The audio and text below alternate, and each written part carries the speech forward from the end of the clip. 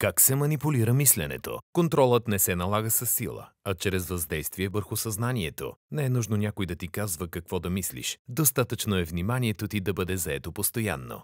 Претоварване на вниманието. Истината не се отрича, просто се губи в поток от шум, тревоги и скандали. Умът се претоварва, започва да приема най-лесната версия. Алгоритмите избират вместо теб.